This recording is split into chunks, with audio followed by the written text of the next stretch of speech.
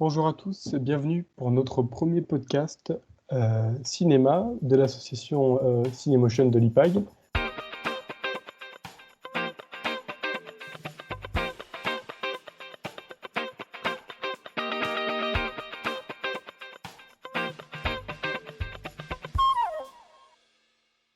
Aujourd'hui, on va parler cinéma tous ensemble. Donc, je suis Charles du pôle animation et je suis accompagné de Fanny, notre présidente, Bonjour.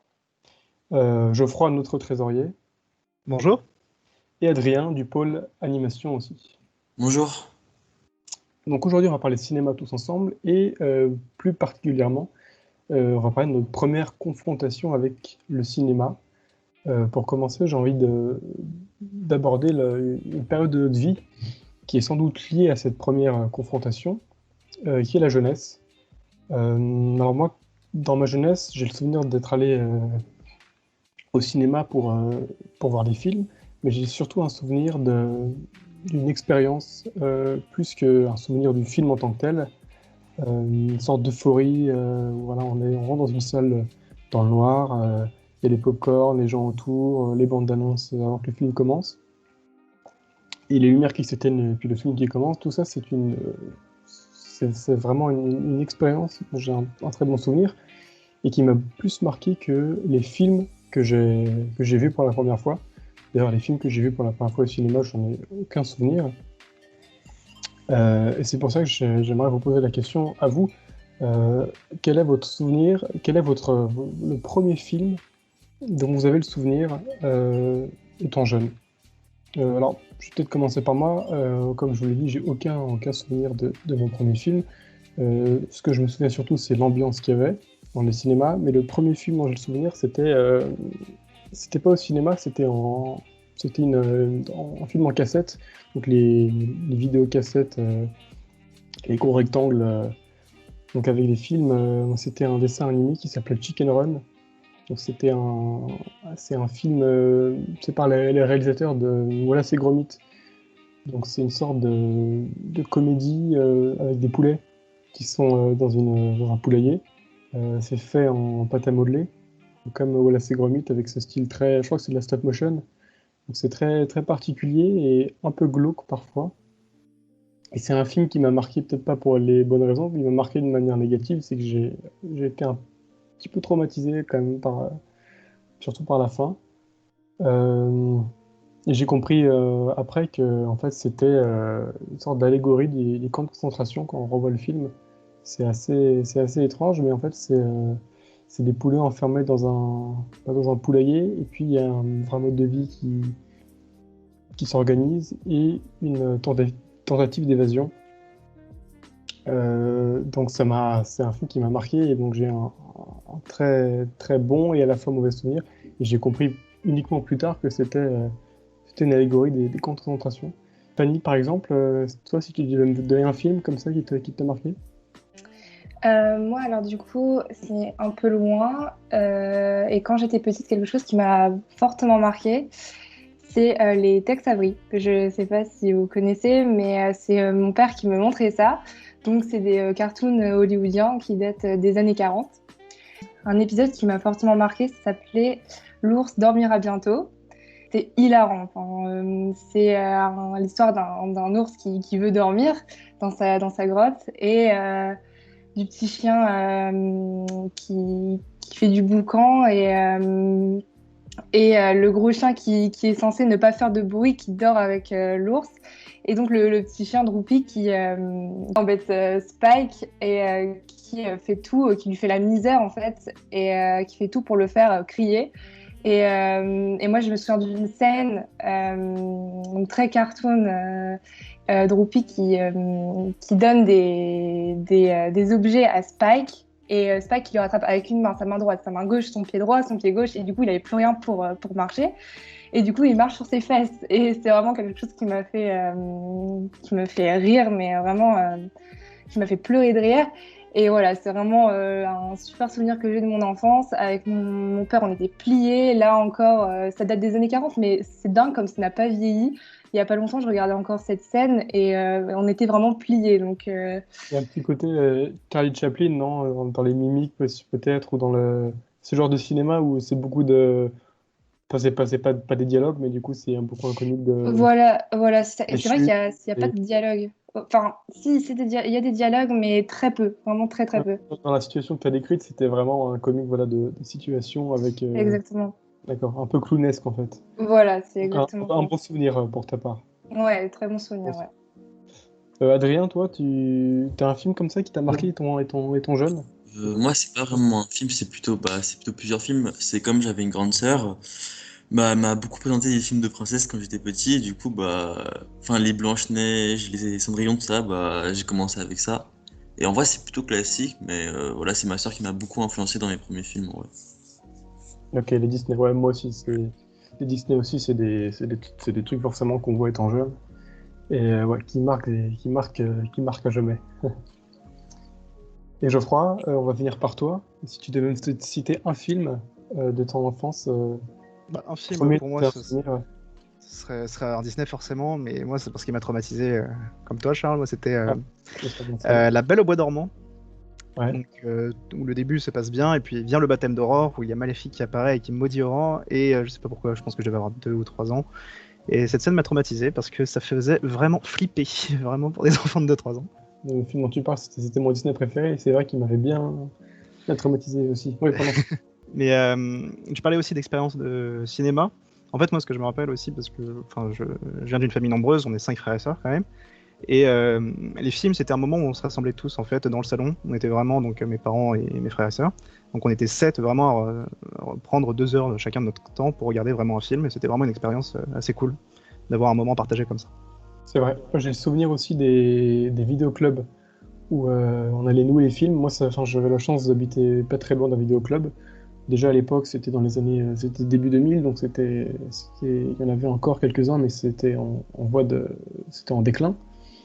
Et je me rappelle, ouais, comme tu dis, Geoffroy, ces moments où on savait que le vendredi soir ou le samedi soir, ça allait être un film loué au vidéoclub, et du coup 2 heures à passer en famille à voir un film.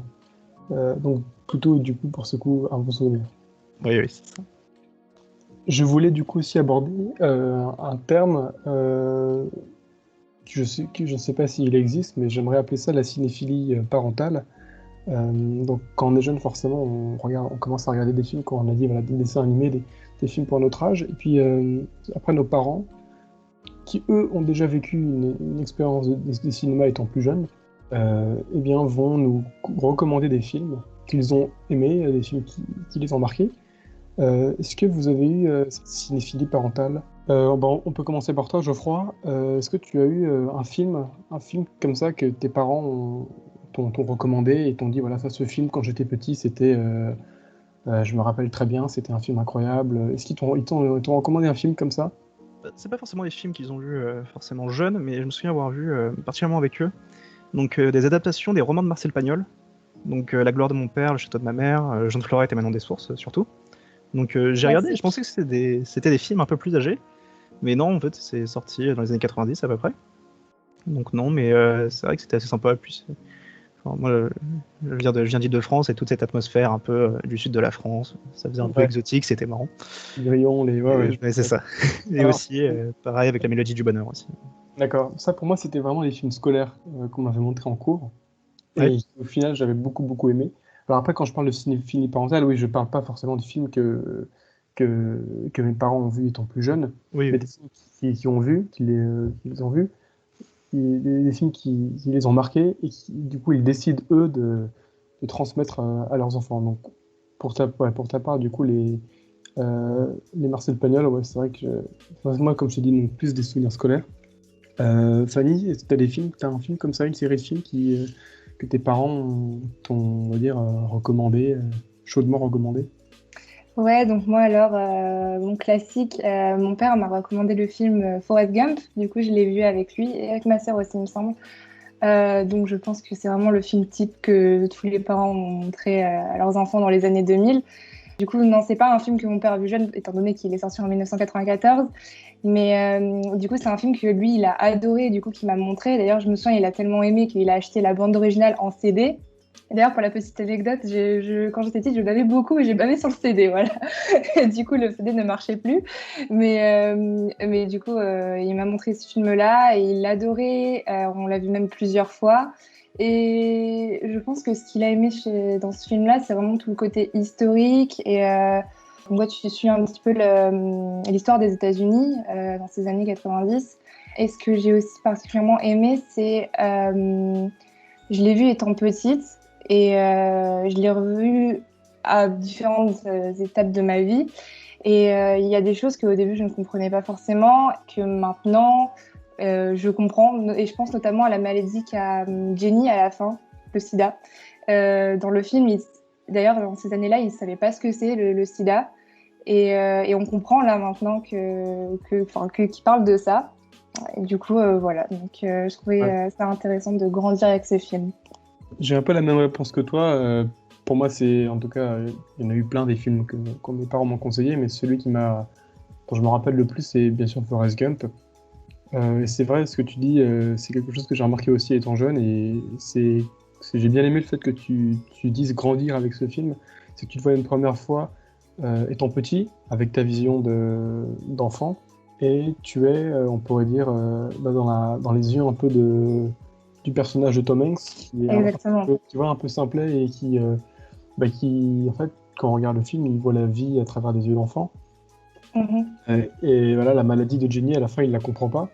Et puis quand tu grandis, tu t'en apprends plus sur le monde et tu vois le film avec les yeux des autres personnages. Et c'est pour ça que le fait de grandir avec ce film, c'est quelque chose qui est assez justifié pour Forrest Gump.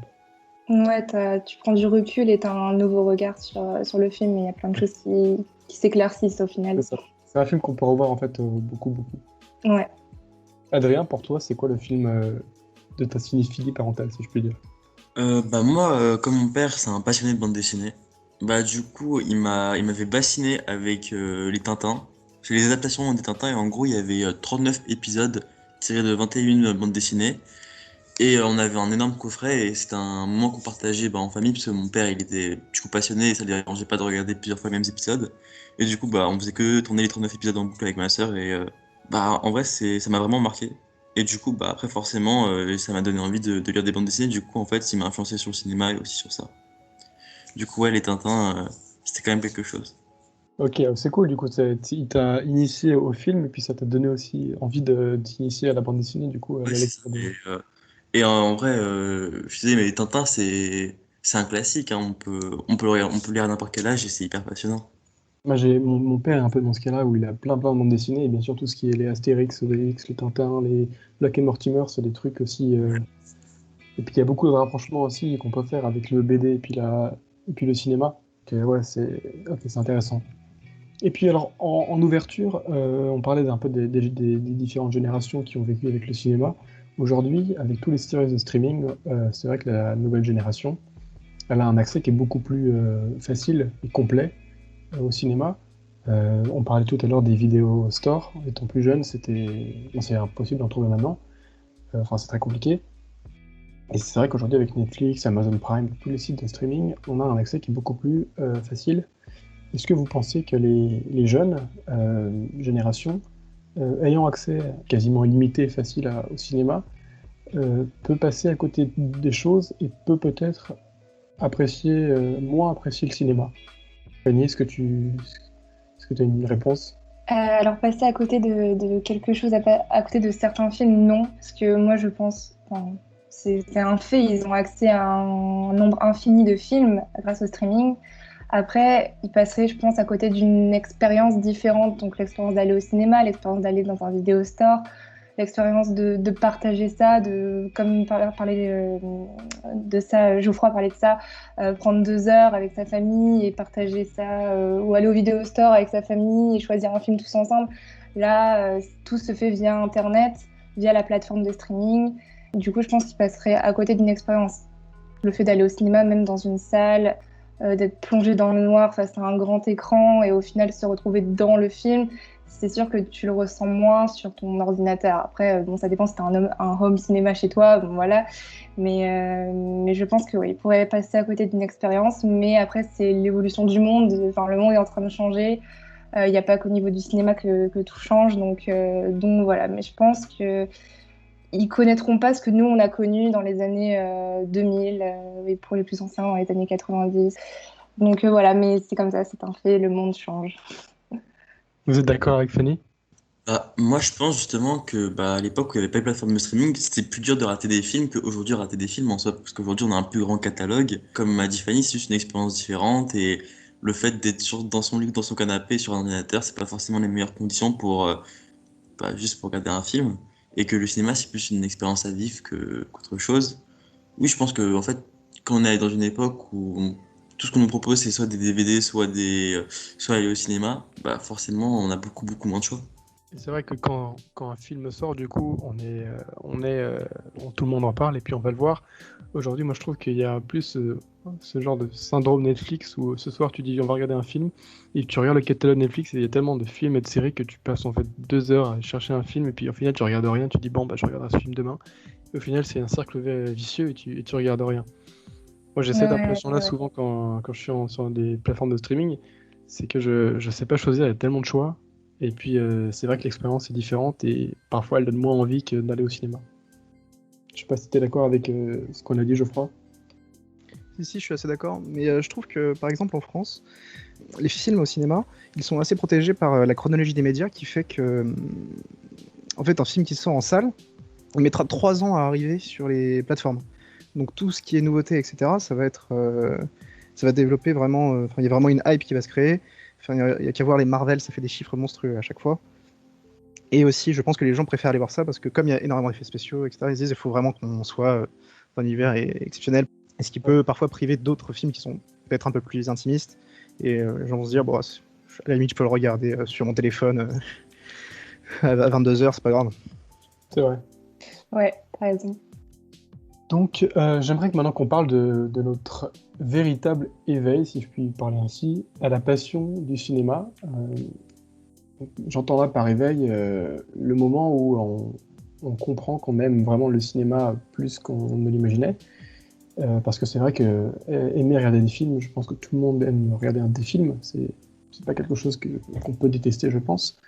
Et donc, il y a une différence entre aimer regarder des films et s'éveiller à une cinéphilie. J'entends par là l'éveil à la cinéphilie. C'est, par exemple, je vais prendre un exemple, l'exemple du premier Tarantino. Tarantino étant donc, qui proposait des films très sulfureux, en tout cas pour l'époque. On voit la Palme d'Or à Cannes, c'est pour Pulp Fiction, qui est un film qui est très, très violent pour l'époque et qui a choqué beaucoup de monde et qui apportait quelque chose de nouveau dans le cinéma. Eh bien, à partir de ce moment-là, en découvrant un film de Tarantino, on pourrait se dire, le cinéma, en fait, tout ce que j'ai regardé depuis le début, tous les codes, tous les clichés qu'on peut retrouver dans le cinéma, en fait, il n'y a pas que ça, il y a aussi un autre cinéma, plus sulfureux, en tout cas pour le cadre, dans le cas de Tarantino. Et à partir de là, on peut commencer à s'intéresser à d'autres genres de films.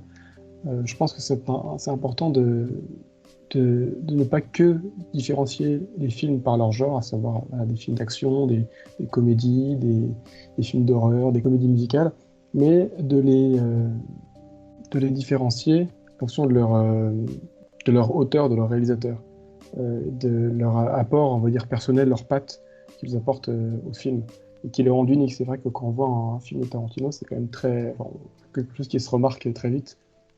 Et donc, à partir de là, on voit notre premier Tarantino, on a tous eu une affiche ou un t-shirt Pulp Fiction dans notre chambre. Enfin, voilà, c'est ce côté un peu sulfureux qui plaît beaucoup. Et ensuite, on commence à s'intéresser à d'autres films, d'autres réalisateurs qui apportent quelque chose de nouveau qu'on n'a jamais vu. Adrien, je te pose la question à toi pour commencer. Quel est ton film d'éveil? Tu décides de te donner un film, ton film d'éveil qui t'a fait prendre conscience de ta véritable passion pour le cinéma. Pour moi, mon film d'éveil, c'est Gangs of New York de Martin Scorsese. parce que c'est un film extrêmement violent et plutôt cru. Mais je l'ai regardé assez jeune, je l'ai regardé à 14 ans, 14-15 ans, ouais.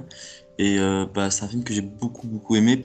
Les BO, les BO sont incroyables et en fait, c'est tout un univers que j'ai beaucoup, beaucoup aimé. En fait, c'est une période que je connaissais pas. Et en fait, juste d'un point de vue historique, ça m'a beaucoup intéressé, premièrement. Et c'est le premier Scorsese que j'ai regardé. En fait, ça m'a ouvert donc au monde du cinéma. Ça m'a ouvert sur ma passion, mais aussi plus sur Scorsese. Et du coup, c'est en fait, après avoir vu Gangs of New York, j'ai mangé tous les. J'ai mangé après Raging Bull, Les Affranchis, tout ça d'un coup. Et ouais, je pense que c'est Gangs of New York qui m'a vraiment ouvert. Ok. Geoffroy, ton film d'éveil, c'est quoi pour toi? Bon, désolé, hein, mais j'en ai deux, du coup. C'est Mais pas grave. non, mais du coup, enfin même trois en soi. Donc il y a Social Network et Gone Girl de David Fincher, donc D'accord. qui sont sortis en. Je vois Fanny qui est contente, qui approuve ce Les choix. Poker, les mots. Gone j'adore. Donc vraiment des films que j'ai adoré, surtout Gone Girl pour vraiment le côté thriller et Social Network pour le côté vraiment, enfin tu suis quelqu'un, tu sais les évolutions dans sa vie. Enfin c'est vraiment les deux films qui sont haletants. À voir la fin, t'as envie de voir que ça avance. Enfin ça te met dans une bulle pendant 2 heures et t'en sors pas. Et aussi pour un côté un peu plus artistique, en fait, c'était La folle journée de Ferris Bueller de John Hughes. Donc c'est celui qui a réalisé The Breakfast Club par exemple, qui est un peu plus connu je pense. Et donc qui est sorti en 86. Et il y a une scène au milieu de ce film qui est un espèce de teen movie qui est très sympa, hein, mais il y a vraiment une scène au milieu de ce film dans un musée où il n'y a pas de dialogue, il n'y a rien, il y a juste de la musique qui habille, il y a des plans qui sont parfaits et qui montrent parfaitement l'évolution des personnages, ce qu'ils pensent à ce moment, et qui m'a vraiment beaucoup touché et qui me dit, ok, le cinéma ça peut être aussi ça, quelque chose de plus intime. C'est intéressant que tu dis ça, le fait que ce soit du coup un teen movie un petit peu cliché, genre j'ai pas vu le film, mais c'est peut-être ce que tu essayais de dire, si j'ai bien l'impression. Oui, c'est ça, en fait c'est un... Et En puis, gros, c'est Ferris Bueller qui sèche l'école avec son pote et sa copine, et ils vont, je sais plus, je crois qu'ils vont à Chicago, c'est ça? Et ils vont passer une journée de ouf là-bas. Donc c'est pour ça. Mais je te rends compte que ça a que c'est pas aussi bête que ça, que ça a de plus grandes implications, parce que l'année prochaine ils seront à la fac, ils se verront plus, donc il y a plus de relations entre les personnages, c'est un peu plus profond.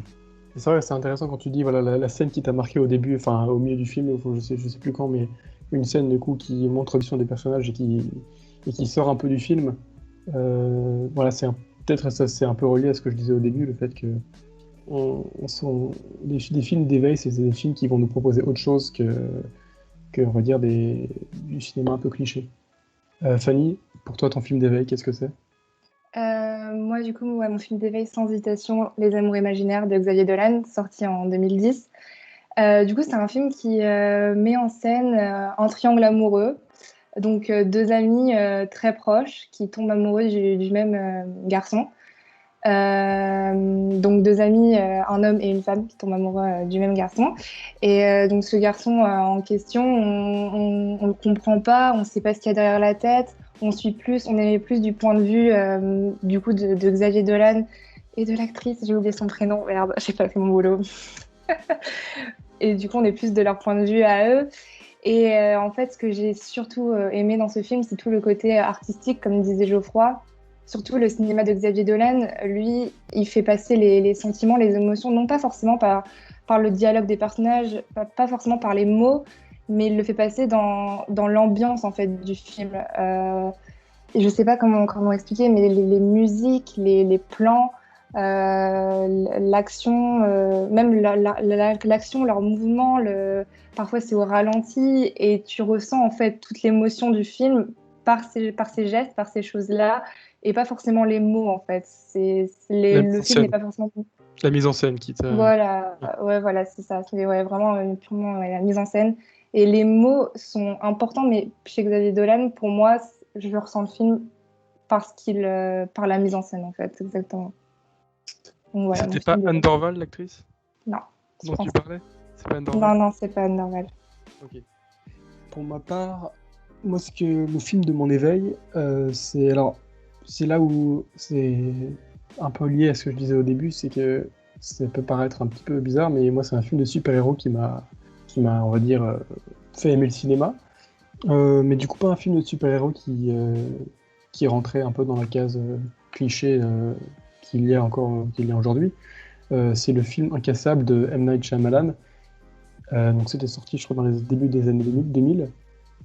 Et donc un film de super-héros, mais qui est totalement aux antipodes de ce qu'on peut voir, de ce qu'on peut entendre par film de super-héros. Donc qui est un vrai drame sur la place de l'être humain, enfin, d'un homme héros qui se questionne sur son humanité, sur son non-humanité, sur sa place du coup dans le monde. Moi, c'est les thèmes, c'est vrai que un thème que j'aime beaucoup, c'est ce questionnement que les personnages peuvent avoir dans des films. Et plus que ce questionnement, c'est aussi, comme l'a dit aussi Fanny, la mise en scène, la musique. Et puis une scène qui m'a aussi beaucoup marqué dans le film, c'est une scène de bagarre entre deux personnages. Alors je ne vais pas vous spoiler, mais deux personnages qui se battent. C'est dans une chambre. Et puis il travaille sur la couleur, la musique, c'est la musique de James Newton Howard. Donc c'est des grandes envolées lyriques au violon, enfin, c'est magnifique. Et ce sont deux personnages qui se battent, la caméra qui coupe pas. Donc voilà, limite un plan séquence. Et donc les deux personnages qui se battent, et c'est très violent, mais pas violent graphiquement comme on pourrait le voir dans un Tarantino.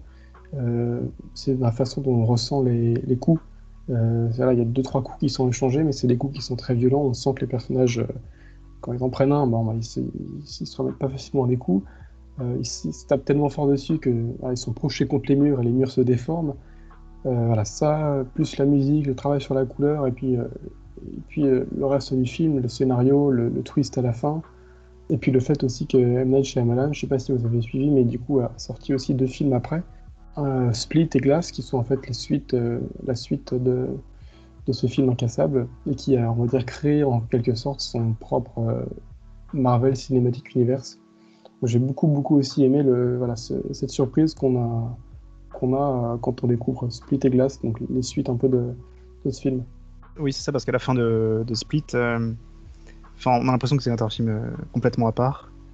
Et vraiment, à la fin, on comprend que les univers sont liés. Hein. C'est ça. En termes de séances de cinéma marquantes, ça, c'est une des séances marquantes.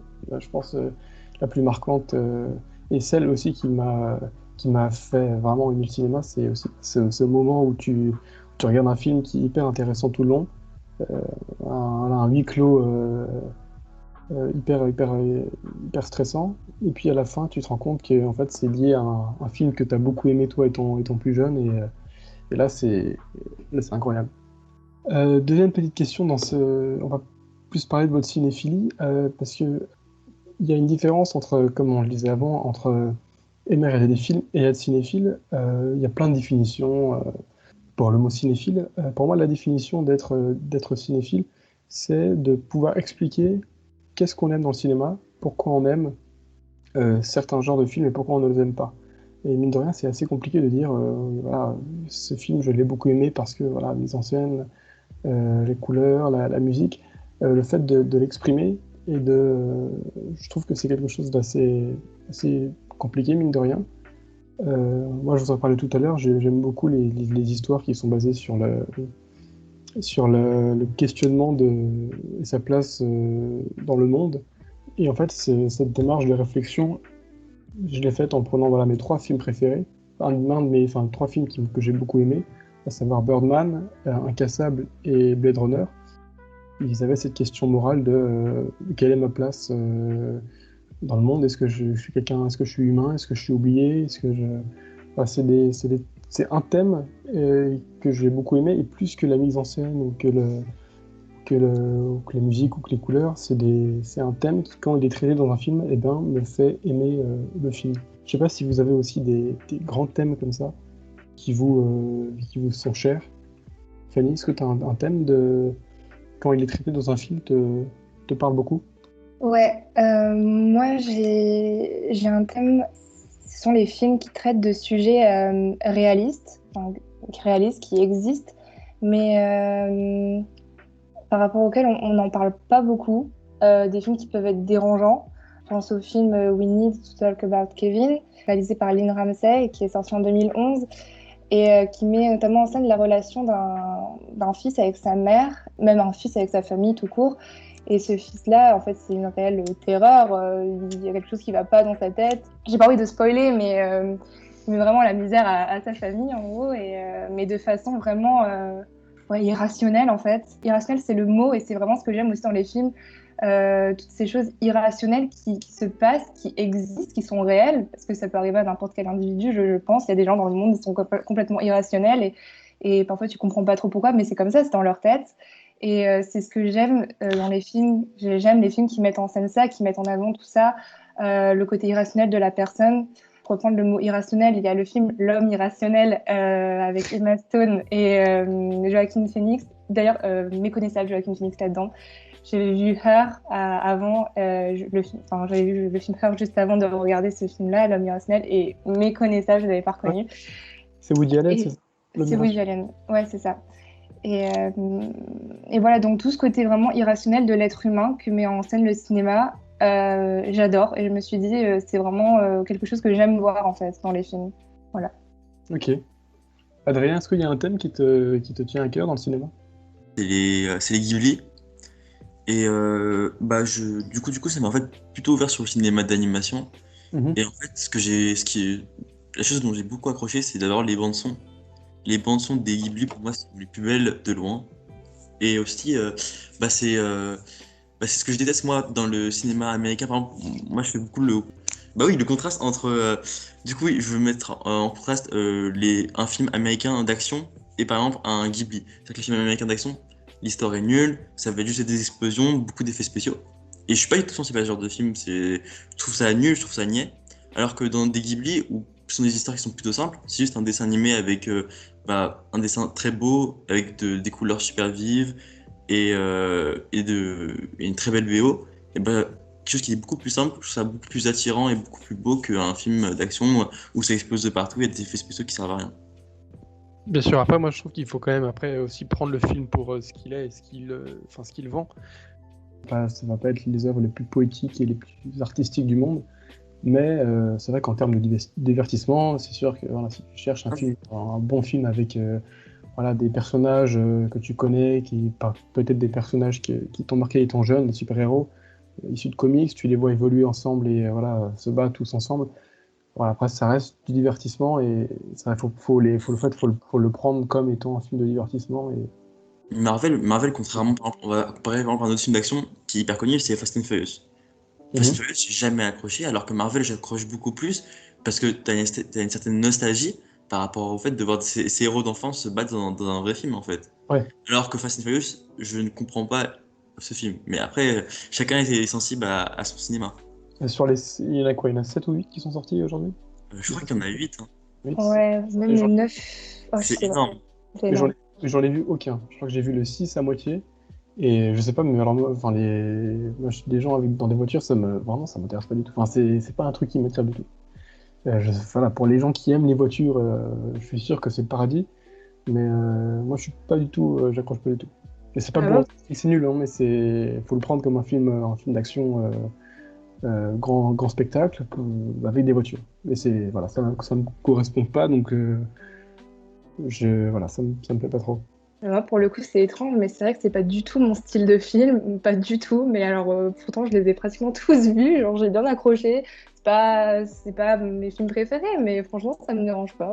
C'est divertissant. Oui, voilà, c'est C'est ça. un peu le but du cinéma aussi, c'est se divertir pendant 2 heures. Quand tu vas au cinéma, c'est sûr que t'as envie de te divertir à la fin. Ouais, exactement. C'est ça, mais il y a un petit peu aussi ce côté nanar, où ils prennent énormément leur sujet au sérieux, alors que tu vois The Rock... Enfin, j'ai vu aucun Fast and Furious, mais j'ai vu, je pense que ça rapproche eux. Un peu, c'est San Andreas. Son film, c'est... En gros, c'est The Rock qui doit sauver Los Angeles parce qu'il y a une faille qui s'ouvre. Puis à la fin, c'est le bordel. Et puis The Rock, il me fait beaucoup rire quand il fronce les sourcils. Donc, franchement, c'est très très marrant à regarder, mais bon... C'est vrai que tu laisses ton cerveau de côté pendant 2 heures, mais bon, ça t'empêche pas de passer un bon moment. Ouais. Donc, si j'ai bien compris, Geoffroy, ton style de film, ta cinéphilie, c'est The Rock, c'est ça? Ouais, exactement, intégralement, uniquement ça. J'ai vu que ça. Non, mais c'est vrai que moi, c'est plutôt large. Franchement, je suis plus vraiment, donc, comme je disais, sur les films à suspense, donc, par exemple David Fincher, donc Social Network, Gone Girl, Seven, etc. Mais voilà, je me suis surpris à m'ouvrir à d'autres trucs. Là, par exemple, j'ai regardé Eternal Sunshine of the Spotless Mind là, le week-end dernier, qui était vraiment très cool. Franchement, j'ai bien accroché, alors que Très surprenant de. c'est ça, parce que j'ai regardé, je sais plus, tu vois, je me perds un peu sur YouTube où je regarde des biographies d'acteurs et tout. Et il disait que justement pour ce rôle-là, Jim Carrey était en pleine dépression, donc ce qu'on peut un peu voir pendant le film, parce que normalement c'est Ace Ventura, c'est Bourse Puissant, donc tu le vois faire des grimaces, et là bon, c'est pas trop le sujet. C'est justement c'est vraiment le perso un peu coincé, qui a une vie assez stable, enfin pas très gay, assez commune quoi, mais voilà, non, film assez cool, qui part un peu en vrille, un peu en fantastique, et au début ça m'a un peu rebuté, puis après je me suis dit oh, c'est compréhensible, en fait c'est assez sympa, ça se construit bien. Je l'ai revu aussi il y a 2 3 semaines, et j'avais déjà vu étant plus jeune, et c'est là où tu vois aussi que les mentalités évoluent. C'est que j'avais pas trop accroché étant plus jeune, et puis en le revoyant là une deuxième fois, j'ai bien plus aimé qu'avant. Et c'est sûr que quand tu as grandi, après tu comprends, enfin tu vois Jim Carrey, l'acteur qu'il est, le personnage qu'il est, et puis le voir dans un film comme ça, qui est vraiment aux antipodes de ce qu'il est normalement. C'est aussi assez. Ça surprend, et c'est même plaisant en fait de le voir dans un autre registre. Parce que même dans Truman Show, il est excellent aussi. Et c'est à peu près le même registre, il est pas forcément en train de faire des blagues tout le temps dedans. C'est vrai. Et puis c'est quand même un film. C'est quoi? C'est une histoire d'amour qui est quand même très très peu cliché. Oui. Oui, c'est ça, c'est très peu cliché. T'as un personnage qui est très. C'est Jim Carrey qui est très stable, et t'as Kate Winslet qui est beaucoup plus. J'aime pas cet adjectif, mais c'est le seul qui me vient, elle est un peu plus fofolle, quoi. Et voilà, et donc ils vivent leur relation d'amour, et en fait, leur relation, on la découvre par les souvenirs. Donc il n'y a pas forcément de chronologie, et ça peut être assez perturbant, je pense, même quand t'es jeune. Et c'est vrai que c'est assez marrant, même un peu comique, alors que le film, c'est quand même sur une rupture. Donc, ouais, exactement. C'est drôle, celle-là. Exactement, c'est bien marrant. Ouais, et puis des scènes très très fantastiques aussi. Quand ils sont dans les rêves, tu vois les gens qui commencent à disparaître. Oui, exactement. Tu les vois dans la gare, ils commencent à courir, et puis t'as tout le monde autour d'eux qui disparaissent d'un coup. Ouais. Et c'est un film hyper poétique, j'adore. Oui, Geoffroy. Et aussi, j'étais content même de voir, parce qu'il y avait une très bonne idée de mise en scène, c'était pour se repérer. Parce qu'en fait, la technologie du film, c'est qu'en gros, on peut oublier une personne. C'est ça le point de départ. Et en fait, il y a un point de repère qui permet de voir si Kate Winslet a fait l'effaçage de mémoire ou non, c'est sa couleur de cheveux. Donc elle est soit, je crois que c'est orange quand elle n'a pas encore fait l'effaçage de mémoire, et c'est bleu quand elle a fait l'effaçage de mémoire. Okay. Donc ça, j'ai trouvé que c'était vraiment un bon point de repère, j'ai trouvé que c'était vraiment une bonne idée de mise en scène. Je le reverrai avec cette idée en tête. C'est un peu à la Inception, hein, du coup. Oui, un petit peu, ouais. En fait, voilà, le totem que tu regardes pour qu'il te donne la clé sur la fin. Ouais, c'est ça, mais est-ce que la toupie tourne à la fin? Est-ce qu'elle s'arrête de tourner? On sait pas. C'est terrible. C'est pas la toupie, le totem. C'est tout. Ah oui. Petit spoil de Charles, attention. On en dira. Notre dernière confrontation avec le cinéma, on a parlé depuis le début de notre première confrontation au cinéma, notre première confrontation avec un film marquant, et enfin notre dernière confrontation avec un film marquant qu'on a vu au cinéma ou qu'on a découvert chez soi sur Netflix. Adrien, c'est quoi ton dernier film marquant, ta dernière séance, ton dernier film marquant? Bah du coup là comme avec le couvre-feu et que moi je suis quelqu'un qui aime beaucoup sortir, enfin je me vois pas aller au cinéma le jour, du coup je suis pas allé au cinéma depuis un bout de temps quand même, et du coup le dernier film qui m'a marqué, je pense que un peu comme vous, j'ai un peu pioché dans ce que j'avais chez moi, dans les films, les DVD, et du coup j'ai regardé le premier Hellboy qui date de 2004 et qui est fait par Guillermo del Toro. Et en fait, c'est l'histoire d'un petit démon qui arrive sur la planète Terre à cause d'un rite nazi. Enfin, l'histoire est complètement perché un peu. Ouais, c'est complètement perché. Et j'avais d'abord lu la bande dessinée. Et du coup, là, j'ai regardé l'adaptation en film. Et franchement, j'ai beaucoup accroché. Bon, après, les effets spéciaux, c'est les début des années 2000, du coup, c'est pas incroyable, mais c'était quand même bien. Et bah, justement, ça m'a fait du bien de regarder un film d'action un peu débile en fait. C'est un peu simple, mais c'était plutôt reposant en fait. Hmm. Il y a encore du coup cette influence de la bande dessinée Ouais, c'est ça. dessus. Et au final, bah, du coup, maintenant, je vais regarder les autres parce qu'il y a aussi le deuxième et il y a un troisième qui sort en 2019. Et du coup, bah, maintenant, bah, je pense que je vais regarder les deux autres. Fanny, ton dernier film marquant? Ouais, alors du coup, moi, c'est tout un autre registre. J'ai vu il y a pas longtemps Darkwater, qui est sorti en 2019, donc il y a pas longtemps. Je voulais aller le voir au cinéma d'ailleurs, parce que l'UGC faisait une diffusion cet été, mais bon, bref, j'ai pas pu voir parce que la séance était complète. Mais du coup, je l'ai vu en streaming. Du coup, je sais pas si vous l'avez vu, c'est un film. Comment? C'est Mark Ruffalo, c'est ça? Oui, c'est ça, avec Ouais. Marc Ruffalo. Ouais. Et du coup, ça parle des substances néfastes pour tous les êtres vivants qu'on peut trouver dans l'eau, en fait. Et ces substances qui ont été instaurées par les grosses entreprises, les géants, et qui ont caché ça, en fait, aux êtres humains, aux êtres vivants sur Terre. Et personne ne savait qu'il y avait ces substances dans l'eau. Et un agriculteur qui remarque ça au niveau de ses vaches, qu'elles ont un problème. Enfin, déjà, au niveau du pelage, ça va pas. Elles mettent au monde des bébés qui sont complètement difformes. Donc voilà. Après, on remarque aussi que ces substances se retrouvent aussi sur les poêles pour faire à la cuisine. Donc, les poêles qui sont utilisés par tous les êtres humains. Donc ce film met en scène donc, tout ça et un avocat qui va défendre cet agriculteur et qui va en gros révéler au monde entier qu'il y a un problème, qu'il y a une substance comme ça qui traîne chez nous et qu'on l'a sur nous et que c'est complètement néfaste. Et c'est une histoire vraie. C'est pour ça que ça a été vraiment marquant. Et c'est surtout une histoire très récente qui date des années 2010, enfin qui a débuté dans les années, je crois, 90. Et c'est une affaire qui a duré extrêmement longtemps et qui a été au final élucidée dans les années 2012, il me semble. Ça m'a vraiment marqué parce que c'est nous, quoi. Genre, c'est notre génération. Et là, en fait, il disait à la fin du film que c'est une substance qu'on a dans notre sang, là, actuellement. Et du coup, voilà, ça m'a vraiment marqué. C'est un film qui m'a marqué. Il dure 2 heures, mais j'ai pas décroché du film une seule seconde. Du coup, je vous conseille vraiment d'aller le voir. Il m'a vraiment retourné. Voilà. Ok, trop bien. Mais je l'ai pas vu. J'avais vu le lancement au cinéma et puis. D'accord. Ok. Ouais, et puis est-ce que c'est un peu effrayant aussi, j'imagine, à voir. Enfin, de se dire que c'est quelque chose de vrai et que je suis concerné directement par ce qu'elle dit. Non, ouais, ouais, franchement, ça m'a vraiment effrayée. En fait, c'est une histoire aussi, notamment, qui m'a fait penser à tout ce qui était. Euh, Radioactivité? Voilà, exactement, radioactivité. J'allais parler de la série de Oui, oui, je l'ai vu aussi. qui est aussi Ouais.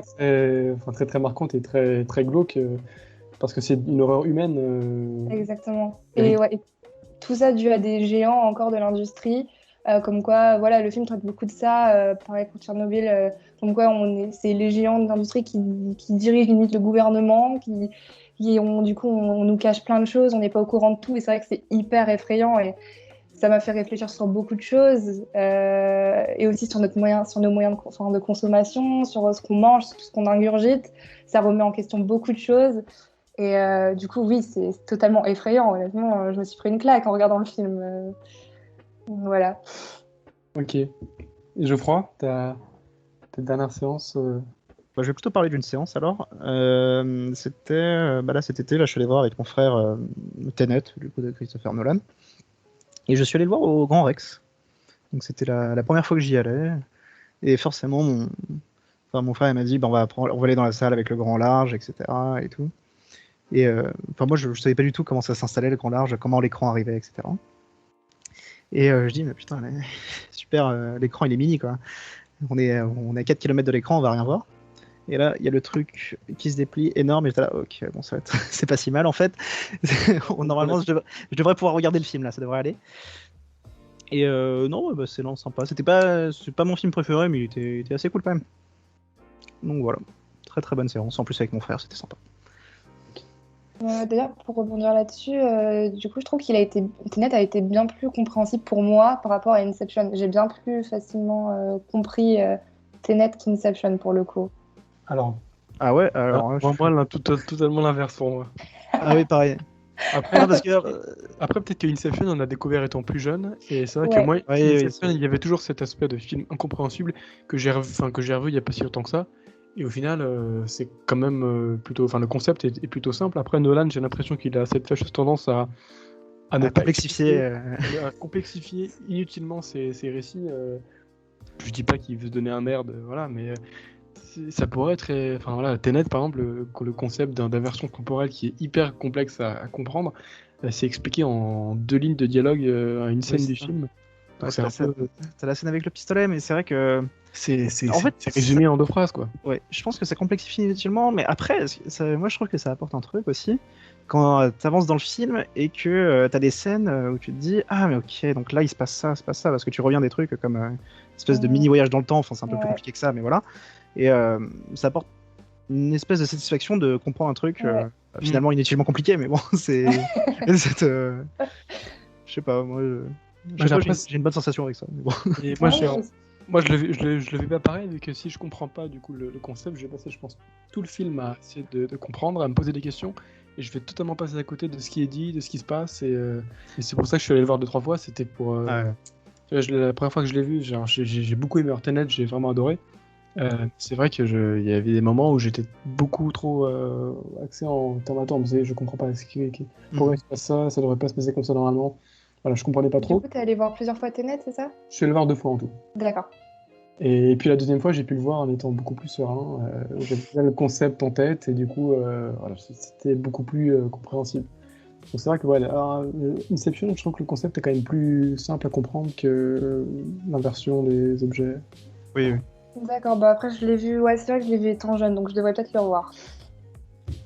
Moi, pour ma part, ma dernière séance marquante, c'est une séance, la séance m'a marqué et le film aussi m'a marqué, donc c'est trop cool. C'était le dernier Tarantino, Once Upon a Time in Hollywood. Je vais d'abord parler du film, pour ceux qui ne l'ont pas vu. En tout cas, je vous le conseille. C'est le 9e film de Tarantino, je crois. Donc ça parle de... Donc c'est l'âge d'or d'Hollywood, c'est dans les années 70. C'est un comédien un peu has-been qui est suivi par son cascadeur qui lui aussi est dans l'ombre, qui a toujours vécu dans l'ombre de ce comédien.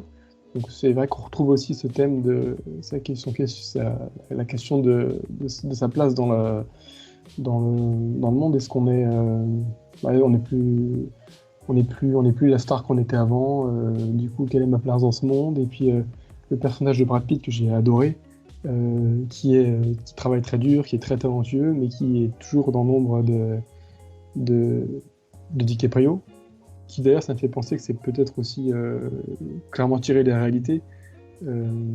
DiCaprio et Brad Pitt qui sont toujours cités comme étant les 2 acteurs américains par excellence. Et c'est vrai que Brad Pitt qui est souvent dans l'ombre de DiCaprio. Donc j'ai beaucoup aimé ce rapport aussi. Peut-être que je me fais moi-même et à la réalité. Voilà, du coup, c'est un film qui est très surprenant parce que pour un Tarantino, il n'est presque pas violent du tout le long. Il se passe pas grand-chose. Quand je dis pas grand-chose, c'est qu'il n'y a pas trop d'action. C'est beaucoup de dialogues, de séquences en voiture avec de la musique des années 70, les hippies, les restaurants. Enfin, c'est très, très dépaysant aussi comme ambiance, comme décor incroyable.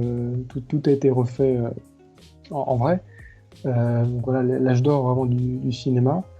Et ça parle aussi en parallèle du coup de l'affaire Charles Manson, donc la Manson Family, la secte, qui avait décidé, donc avec les hippies, voilà, d'assassiner sauvagement de ce qui représentait un peu le succès américain, donc les stars. Et c'est vrai que ce traitement, le traitement de Tarantino par rapport à cette affaire-là, je trouvais très intéressant. Quand j'ai appris que Tarantino allait faire un film là-dessus, sur l'affaire Manson, je me suis dit que ça allait être une boucherie pendant 2h30 de film, ça allait être horrible, parce que déjà que l'histoire, Charles Manson, qui, pour ceux qui ne le savent pas, envoie des hippies chez Sharon Tate, et donc la femme de Roman Polanski à l'époque, enceinte.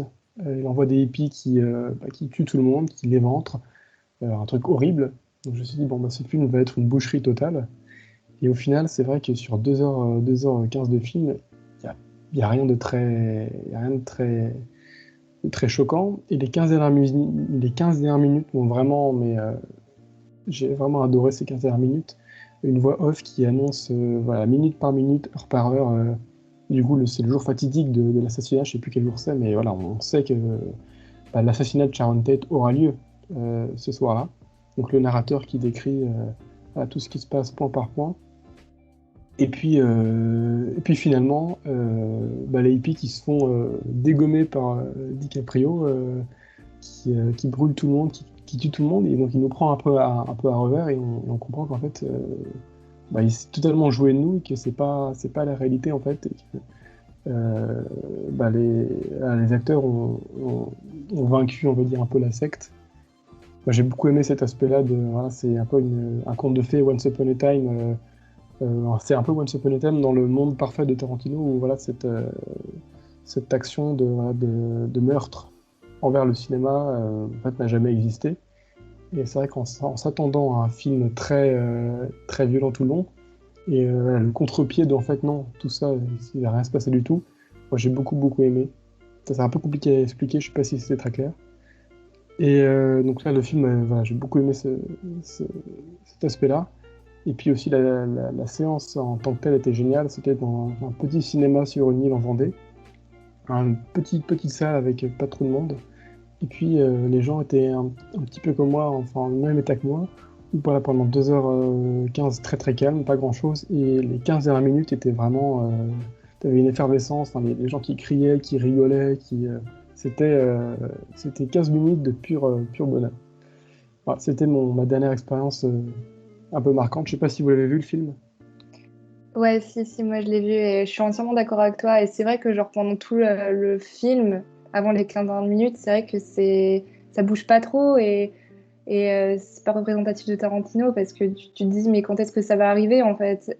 Et au moment fatidique, c'est vrai qu'il y a un plot twist incroyable quoi, et ça déforme la réalité et ouais, c'est vrai, je me suis aussi pris une claque et l'histoire du lance-flamme aussi. Enfin, c'est vrai que t'es en mode, t'es sur ton siège et t'es en mode waouh, enfin, mais qu'est-ce qui est en train de se passer? Et ça part dans tous les sens. Et là, c'est les 15 dernières minutes, c'est totalement représentatif de Tarantino, mais selon sa réalité à lui, enfin, selon son idéal au final. Ouais. Et ouais, j'avais vraiment adoré ce film et notamment cette fin. Donc voilà. Ouais, en fait, je m'attendais vraiment. Enfin, c'est vrai qu'un des gros reproches qu'il y avait à ce film, c'était le fait qu'il soit beaucoup trop long. C'est vrai qu'il fait quand même 2h30. Et en fait, j'ai vraiment pas vu le temps passer parce que pour moi, l'assassinat de Sharon Tate, ça devait être.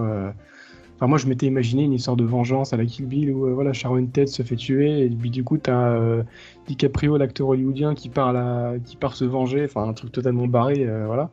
Et au final, je me suis dit, bon, bah, il va y avoir le meurtre et puis ensuite, il va y avoir un truc de vengeance ou je sais pas quoi. Donc, il y en aura bien pour 1h30 de film ensuite après le meurtre. Et donc, j'ai vraiment pas vu le temps passer sur les 2h15 de film. Et voilà, les 15 dernières minutes où le meurtre arrive. Et je me dis, bon, attends, mais là, on est à quoi? On est à 1h30 de film. Du coup, j'attends de voir le reste. Et puis, le générique qui se lance avec la petite musique conte de fées derrière. Où Ouais, j'étais scotché sur ma chaise. Et ouais, je me dis, mais qu'est-ce qui se passe? C'est vraiment la fin? Où est l'heure qui reste? Et ouais. j'ai pas vu le temps passer. C'est vrai que c'est une séance de cinéma qui m'a vraiment marqué dernièrement. Mais une séance de cinéma, je pense, la plus marquante de limite toute ma vie. J'ai pas d'autres souvenirs C'est d'une un film qui t'a autant marqué, ouais, quoi. ouais. C'est Enfin, assez- ouais. l'émotion que j'ai ressentie, c'était enfin, j'ai pas eu mieux, en tout cas, dans mes souvenirs. Mm. Bah, on va passer avec notre dernière question. Si vous avez des enfants, imaginez avoir des enfants plus tard, quelques années, quel serait le film? Alors vous devez choisir un seul film, c'est très compliqué, mais si vous deviez montrer un film alors qu'ils sont encore jeunes, voilà, si vous deviez en fait leur présenter une cinéphilie parentale, voilà, le film qui vous a marqué, un film que vous aimeriez leur montrer. Adrien, ce serait quoi pour toi? Bah, moi, je me pencherais pour les Ghibli parce que c'est des films d'animation et généralement les jeunes enfants accrochent beaucoup aux films animés, je pense. Et ou sinon, bah, moi, mon père, comme il était passionné de Star Wars, on a regardé tous les Star Wars ensemble. Et en vrai, je pense que je pense que je veux ouvrir à mes enfants un film qui m'a aussi beaucoup marqué. Et du coup, je pense que Star Wars, pour commencer, c'est une bonne chose en vrai. Dans 10, 20 ans, ça sera. Je sais pas comment ça aura vieilli, mais j'espère que je pourrai toujours autant aimer dans 10, 20 ans Star Wars que maintenant. Ok. Geoffroy? Ouais, c'est ça, c'est ce que je me disais. Je pensais montrer la folle journée de Ferris Bueller, du coup. Mais le souci, c'est que, pas comme Star Wars, il n'y a pas d'effets spéciaux, etc. Mais ce film, il suinte les années 80, enfin, l'esthétique, la manière de filmer, etc. Donc je sais pas si c'est vraiment une bonne option. Mais je pense que je vais rester sur quelque chose de très classique et je vais leur montrer des Disney. Il y en a qui sont relativement récents, qui sont quand même très bien. Vaiana, j'ai vu parce que je m'occupe de ma nièce, etc. Et donc pour passer le temps, forcément, on regarde ce qui est sorti dernièrement avec la Disney. Et Vaiana, franchement, j'ai bien aimé. L'histoire est vraiment cool. Je pense que je remontrerai les films de Tim Burton pour du style Big Fish ou même Charlie à la chocolaterie pour rester dans cet imaginaire et c'est un truc qui plaît aux enfants de toute façon. Même moi, étant petite, j'avais adoré. Ouais, du coup, un film de Tim Burton.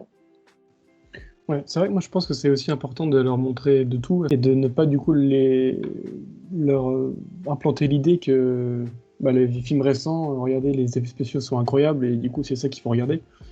Et c'est vrai que quand on compare les Star Wars d'aujourd'hui avec les Star Wars les premiers, c'est vrai que les effets spéciaux n'ont rien à voir, mais je pense que si on montre de tout, et qu'il n'y a aucune prise de position et que je pense que ça peut passer, qu'on peut arriver à montrer de tout. Moi, je pense que voilà, typiquement, ce sera, si je devais leur montrer un film, c'est Phantom of the Paradise, un film de Brian De Palma, qui est très spécial. Alors, je leur montrerai peut-être pas tout jeune, mais vers 13-14 ans, je pense que c'est un bon moment. 12, 13, 14 ans. C'est un film, c'est 1974. Et c'est pareil, c'est un film avec plusieurs niveaux de lecture. Pour le résumer, c'est une sorte de comédie musicale plutôt dramatique, on va dire, plus que comédie. C'est une sorte de transposition de l'histoire du fantôme de l'opéra, mais dans un univers pop, rock, gothique, un peu à la Horror Picture Show, donc qui est hyper intéressant. Donc c'est l'histoire d'un compositeur, un jeune compositeur qui adore la musique, qui se fait repérer par un gros producteur de musique qui veut créer une sorte d'opéra pop-rock gigantesque qui va réunir plein de monde et il cherche la chanson qui va ouvrir son opéra. Et la chanson de ce jeune compositeur qui chante devant lui, c'est une chanson que le compositeur veut absolument. Il lui fait du coup signer des contrats, lui promet plein de choses et au final il se fait totalement voler par ce gros producteur qui est toujours dans l'abus. On peut le voir, et voilà, c'est le cliché absolu du producteur de musique, mais aussi du producteur hollywoodien. Et donc, ce jeune compositeur décide de se venger, et dans sa vengeance, il va devenir une sorte de créature un peu monstrueuse qui va terminer par faire un pacte avec le diable. Enfin, ça part très très loin. Et c'est vrai que c'est très barré, c'est une esthétique aussi qui est très très spécial, c'est gothique, très coloré, quelque chose d'assez spécial, et puis la musique est géniale. Et puis on peut le voir comme du coup une histoire de fantôme de l'opéra, un fantôme qui va hanter l'opéra et qui va chercher à se venger. Et on peut aussi le voir comme une critique du système hollywoodien ou de n'importe quel système avec des personnes qui abusent de leur pouvoir. Donc j'ai beaucoup aimé aussi cet aspect-là, qui je pense que si je leur montre étant jeune, ils vont aimer, et si je leur montre, s'ils le revoient plus tard, ils vont l'aimer aussi en voyant d'autres choses. Donc Phantom of the Paradise de Brian De Palma, ce sera mon dernier mot. Ok, top. Voilà, on arrive à la fin de ce premier podcast. J'espère que ça vous a plu. En tout cas, c'était très cool de parler de cinéma avec vous. Alors pour ceux qui ont suivi le podcast, on a parlé de beaucoup de films au cours de cette heure. On peut peut-être vous résumer un petit peu nos films de cœur. Pour ma part, voilà, je peux vous conseiller le film Chicken Run, un film traumatisant mais au final très cool. Forrest Gump bien sûr. Once Upon a Time in Hollywood, mon Tarantino préféré. Incassable de M. Night Shyamalan, un film de super-héros vraiment pas comme les autres. Et enfin, Phantom of the Paradise de Brian De Palma, qui est une sorte de comédie musicale pop, rock, horreur gothique, très spéciale et vraiment cool à regarder, à écouter. Je vais redire donc les deux films qui m'ont marqué, donc La folle journée de Ferris Bueller et The Social Network. Donc les deux sont sur Netflix, si je me trompe pas. Donc voilà, si vous voulez regarder ça. Moi du coup je recommandais de regarder les Scorsese, mais surtout Gangs of New York. Je recommandais aussi les Ghibli. Personnellement moi je dis qu'il faut vraiment regarder Pognon sur la falaise parce qu'il est beaucoup trop sous-coté. Et du coup un film qui m'a vraiment marqué récemment et qu'il faut regarder c'est Hellboy.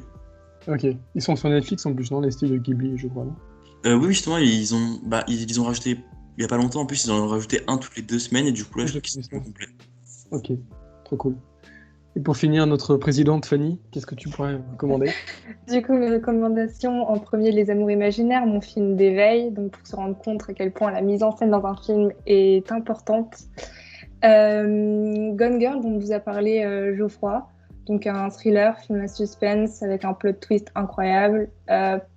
Darkwater, donc dont je vous ai beaucoup parlé, qui est sorti il n'y a pas longtemps. Du coup, je vous le recommande fortement. Et pour finir, L'homme irrationnel de Woody Allen, qui met en scène Emma Stone et Joaquin Phoenix.